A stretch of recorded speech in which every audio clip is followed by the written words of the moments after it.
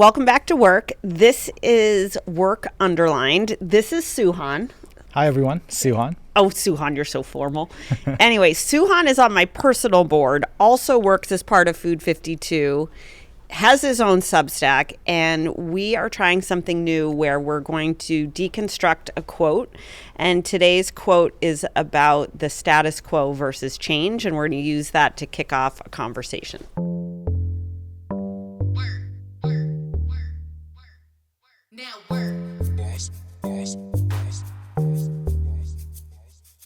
It's far easier to renovate or replace a building than it is to reroute a road. And this is coming from Seth Godin, the marketing guru, Purple Cow. This is from the book called This Is Strategy. Okay. And essentially, it's kind of about status quo versus enacting change. Okay.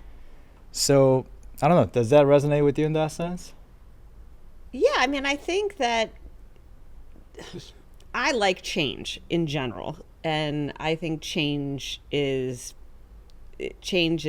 foundational to growth. Like even if you have the greatest status quo on the planet, if you don't change your status quo, you will not grow and evolve as a person. And the same is obviously true as companies. And I think, so I think there's a lot of reasons why people don't pursue change. And to your point, to this quote is, I think a lot of times people feel like, oh, in terms of renovating the building, like, oh, I changed. I renovated the building. I changed the wallpaper. I fixed the color. I added a balcony, whatever. It's changing the road that creates like really revolutionary change or really seismic change. And I also think a lot of times what happens is you busy yourself as a company and as a person on the renovation versus the road, because changing the road is very scary and changing the road is very disruptive and changing the road is very hard. So we're going to get into for the company size. But Yep. I've been personally dealing with this for just my body. Yeah. Let's be real about that one. What I mean by that is I was like, all right, I could work out, changing the road, change my diet, work out, or I could just renovate. Like Instagram ad hit me, get I'm this going to buy a bigger pair of pants. just wear black, Yeah. always wear black, and then that will solve it. And Yeah. then I redo the closet over and over and over again. And then it's really difficult to build that road again, decide to go. Now, the question I have here for you is, when do you decide to build that road? Because it's like status quo is working. The thing about this quote that resonated with me, it's working until it's not working. And sometimes you go too close to not working and then you can't, it's too late to build that road, I feel. Like, I don't know if there's a moment at a company or any time that you've led where you're like, okay, we need to change and let's not wait until it's too long where we have to change and it's too late. Yeah, I think most personal change comes from trauma or comes from necessity. Like you don't find people willingly building new roads very often. One, it takes like an inordinate amount of discipline. Two, it takes an insane amount of sacrifice. And three, it's like, it sucks. Like it's grueling to make a change. So I think most personal change comes from like necessity. Business change, the companies that wait for the necessity moment to rebuild the road are usually the companies that are fucked, in my opinion. Like you look at in the news today, like Accenture laid off 11,000 people. And that's not a necessity. Like, oh shit, we're going out of business. It's like AI's transformed consulting. Accenture is now getting ahead of that, and you look at the change that AI has created in Microsoft or in Google. Like those, they are changing the roads because they see the future. So I think in companies, the first thing that's really important in the change the road decision point is that you have a clear vision for the future, which can be hard at companies because most people don't sit in a place that has enough purview of what that future looks like, and everybody looks to someone else of like, oh, they must have the vision, or they must have the vision, or they must have the vision. I actually think it doesn't matter what role you have inside of a company, you can rebuild a road, or you can change a road. The the street you're on, the size of the road, the place it goes. That's more just specific to your world. But, you know, in terms of times that this has happened for me is, you know, look at Barstool. We're so lucky that we were very early in podcasting. Like, podcasting was it, and it was early, and we jumped on it. We built a business model around it. We created infrastructure. We like built the whole thing. We monetized it. And then COVID hit, and it was like, ooh, gosh, like something's going wrong with the podcasting because people weren't commuting, right? So there was like a sheer consumer change of people had more time, but it was video time. It wasn't audio commute time. And that forced us to change what we produced, which would be akin to rebuilding the road. You know, it wasn't, oh, we need a new show or we need a different show. It's like, actually, we need a different product.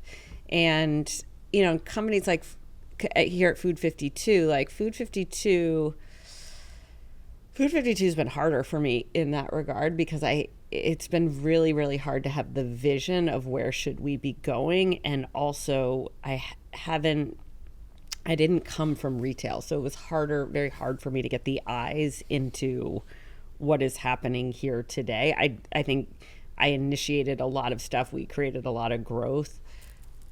I think this experience will be good for me in that I think prior to coming here, I would have been like, I'm a growth person. Like, you bring me into the mix when you want growth. But Food52 has actually been like, this is a turnaround. It's a transformation. It's a like entire rebuild. It's not just building a road. You're like building the sewer system, and you're building the water, and you're building utilities. And like, so I think it's hard. It's ugly. It's like super ugly work. Like, I sent that company email this week. I'm like, we have very ugly work ahead. And like, ugly work is rebuilding roads. Let's get a little tactical on that.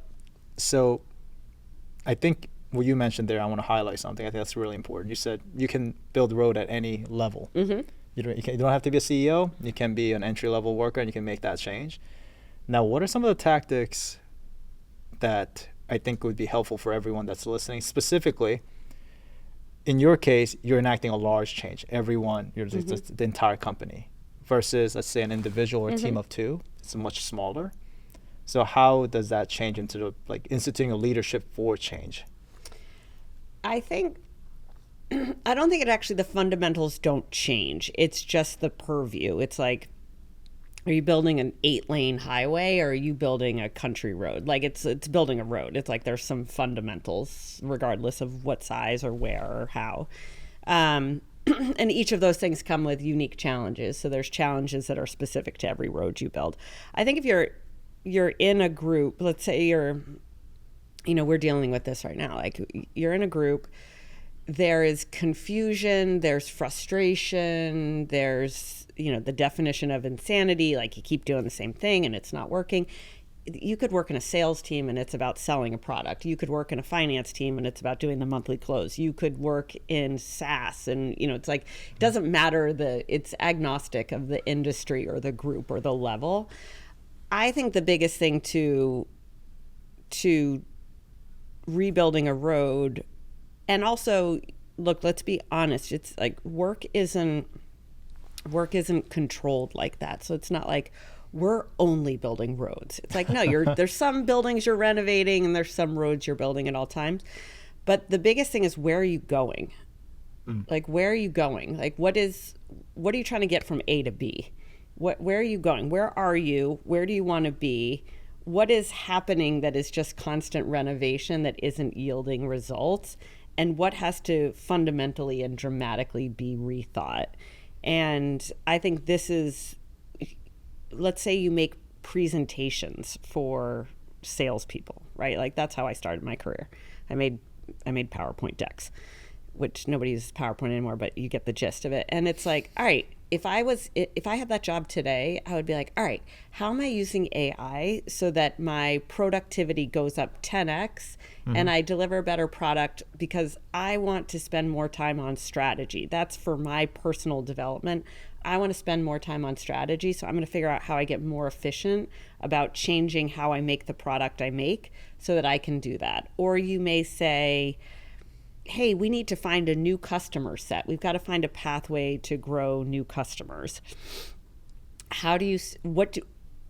Having an unemotional kind of empirical conversation about what would it take to find new customers, or what would it take to develop a new product, or what would it take to do, what would it take is really the question. And then that's how you know where the road is going, what the road needs to look like, what the specs and dimensions need to be, what the milestones are. Like my grandfather was a civil engineer. Like he literally built roads. And like in my house right now, we have like the surveyor's equipment. And like you need surveyor's equipment. You know what I mean? Like you need to be able to be like, all right, I'm trying to get here. And this is the structure I need, the system I want, blah, blah, blah to get there. And I think if you're in a company and you're thinking about either your own personal career or how to change and evolve what you're doing, the first piece of it is identifying where you want to get to. And then the second piece of it is charting the path to get there. And you'll start down that path and you're going to realize some of it's wrong, and you're going to start down that path and be like, oh shit, like this is sandy and I can't build on this, whatever. So, but I think it's, it's a single, the greatest journey begins with a single step. My point on that to this conversation is like a step in which direction, I love that. I think for me, one aspects of the quote that kind of stood out to me more than anything is when you're deciding to build a road, you know me. I don't jump off the cliff right off. Yeah, no, you're like, let me just look. How big is the road? Where is it? Let me look at let me look how far is the jump. Yeah. Is it low tide? Yeah. Is it a deep pool? How deep? I gotta assess it a little. So something that I do with myself to get over kind of building the road is I always allocate some like 20%. Just in my mind, I was like, Hawn, you got to do something 20%, like something that's not gonna work out for you. You got to give it a try. Because you need data points from failure more important than data points from the win. And I'm taking that essentially from the companies that did well, whether that be Barstool or other companies like, I don't know, Google famously said the spend 20% of the time doing what you want. And then I could be lying here, but that turned into like, Google Fi, Gmail, all these Google Maps. All these incubated products, totally. But they only did it with knowing that, hey, it's going to be 20%. If it fails, it fails. I'm 80% keeping the lights on. Yeah.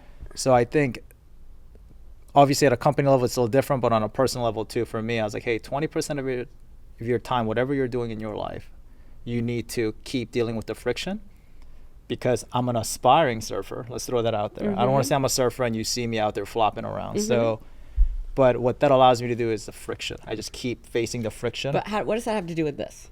So building the road for me is overcoming the friction. Like status quo was kind of like, hey, I'm comfortable here. I know where the buildings are. I know what needs to be changed. I like operating here. Road is like you say, we got to survey it. I might dig it. Yeah, you're like, I'm gonna go walk around. And then I might find rocks in there that I'm not interested in. I want to retreat back. So it's kind of like practicing your friction muscle. In a way. And then it's one of those things where you don't all of a sudden be like, okay, the moment's here, I'm gonna face the friction. For me, it has been, I just got to build towards like just a little at a time, at a time. And I think that's why that quote stood out to me, and at least on a personal level. So I think that's interesting. I think I actually think the more friction you put yourself in, the less friction you need to start the road. Like, I don't need a lot of friction, which I actually think is interesting. I'm ready to go. I want a new road. But it's interesting because I like what you're saying, because I think being in friction gets rid of your fear. And that's why it's a good habit to do it. And I think that's what's really important, which is the more friction you're in, the more data points you have, the bigger and wider your aperture can be, and the more surface area and sensors you have out there. So I think like to this conversation, like one is, I think in a company and in yourself, you're always battling the status quo. Like this week, I've been trying to get up early and work out. I have not done it once. Like, and you know why? It's like, I'm so tired at 6 a.m. and I'm like, I'm cozy in my bed. I don't want to get up and do it. So it's hard to leave the status quo. There is a reason humans stay in the status quo. So that's true personally, and I think it's true as a company. Two is, I think the surfing analogy is an awesome one because you can be in friction and have it be fun. Friction doesn't need to be a bad thing. And then the third piece is you can create change no matter how low you are on the totem pole or how small or insignificant you may feel. Everyone feels small and insignificant in all different ways, and creating change is actually a decision. There's a deliberateness to it, and deciding what you want to renovate, and if you're comfortable in renovation, or maybe you're just comfortable in, a house falling down. Like, who knows? People are different. But the road piece of it is like, do you want to go somewhere else? Do you think there is a different way? Is there a future that looks different than where you are? And I think that's kind of what this quote said to me. And then let's reiterate the quote. Okay. Which is, it's far easier to renovate or replace a building than it is to reroute a road. And it's from the book, This is Strategy by Seth Godin. Great. Now work. All right, so that's our quote. Thank you for listening to the Work Podcast. This is Underlined. When I can't do this, Hawn will do this, so you'll have your own professor. And we'll see you back here next time.